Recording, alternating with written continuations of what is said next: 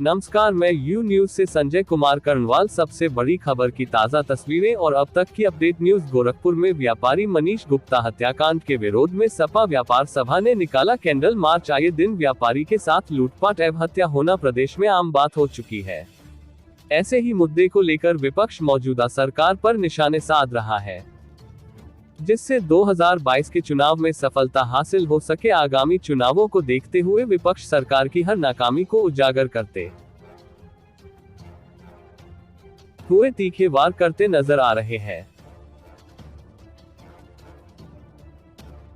दरअसल शहर में समाजवादी पार्टी व्यापार सभा के प्रदेश उपाध्यक्ष अतीत अग्रवाल के नेतृत्व में एक कैंडल मार्च मनीष गुप्ता हत्याकांड के विरोध में मामू भांजा इलेक्ट्रॉनिक मार्केट, हार्डवेयर मार्केट आदि से होता हुआ कंपनी बाग पर एक शोक सभा का आयोजन किया गया। इस अवसर पर समाजवादी व्यापार सभा के प्रदेश उपाध्यक्ष अतीत अग्रवाल कहा कि मुख्यमंत्री के गृह जनपद होते हुए भी उत्तर प्रदेश में व्यापारी और वैश्य वर्ग सुरक्षित नहीं है तो आम जनता का क्या होगा। इससे तो यह प्रतीत होता है कि मुख्यमंत्री के इशारों पर जिलाधिकारी विजय किरण आनंद और पुलिस अधीक्षक विपिन टांडा के द्वारा मनीष गुप्ता की पत्नी और परिजनों को डराया और धमकाया जा रहा है। इससे प्रतीत होता है कि भ्रष्टाचारी सरकार में मुख्यमंत्री का प्रशासन पर कंट्रोल खत्म हो गया है। इस वजह से प्रदेश में लूटपाट और बलात्कार और हत्या होना आम हो गई है, जो यह दर्शाता है कि पूरे भारत में उत्तर प्रदेश क्राइम में अव्वल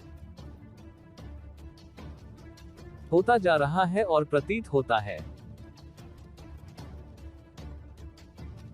कि आने वाले समय में गिनीज ऑफ वर्ल्ड रिकॉर्ड में भी उत्तर प्रदेश योगी सरकार का नाम क्राइम में सबसे अव्वल होगा। समाजवादी व्यापार सभा मांग करती है कि मनीष गुप्ता की हत्या में शामिल सारे दोषियों का प्रोविडेंट फंड इकट्ठा करके मनीष गुप्ता के परिजनों को दिया जाए और राज्यपाल से मांग करते हैं मनीष गुप्ता के परिवार वालों को 2 करोड़ रुपए और सरकारी नौकरी तत्काल प्रभाव से दी जाए। अलीगढ़ से शशि गुप्ता की खास खबर।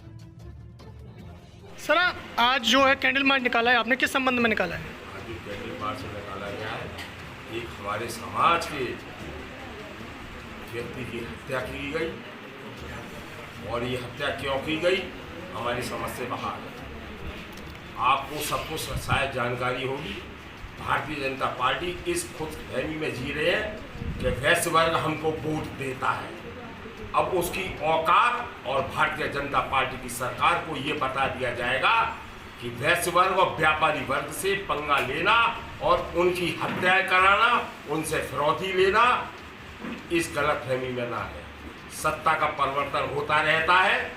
ऐसा नहीं है कि योगी सरकार स्थायी सरकार है, मोदी सरकार स्थायी सरकार है। पूर्व में भी काफ़ी सरकारें बदली गई हैं। क्यों बदली गई? कोई प्याज के नाम पर, कोई तेल के नाम पर, कोई महंगाई के नाम पर। और ये सरकार वैश्य वर्ग और व्यापारी और सरकार को उखाड़ फेंकने का कार्य करेगी। तो 2022 का चुनाव है, इस बारे में आप क्या कहेंगे? किस तरीके से अपनी कंडीशन देखते हैं सपा पार्टी की? शायद आप जानते होंगे, जो अभी हमारे प्रदेश उपाध्यक्ष ने कहा है, ये अंबानी अडानी जो नोटों पर खेल रहे हैं। शायद जानकारी होनी चाहिए, अंबानी अडानी के पास वोट बैंक नहीं है, नोट बैंक है। वोट बैंक एक छोटे मोटे बड़े व्यापारियों के पास है। आज छोटे मोटे बड़े व्यापारी कहाँ देख रहे हैं, ये आप भी समझ रहे हैं। सत्ता परिवर्तन होना है। 2022 में ये कहते हैं 300 प्लस, और समाजवादी पार्टी और मुकेश वासनिक नेताजी लघु उद्योग व्यापार संगठन समाजवादी व्यापार सभा कहता है 30 सीट, क्योंकि मालूम होना चाहिए अभी योगी और मोदी में एक ठन गई थी, और वो ठंडे का कारण क्या था? सिर्फ यही था कि योगी को हटाया जा रहा था, उसकी जगह दूसरा। खुद मोदी सरकार इनसे नाराज है।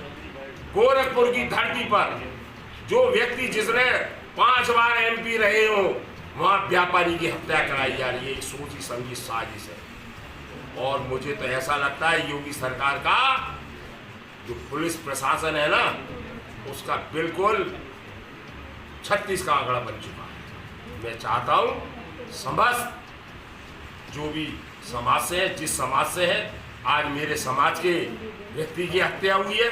पूर्व में एक महिला की हत्या हुई दिल्ली में, वो मुसलमान समाज से थी।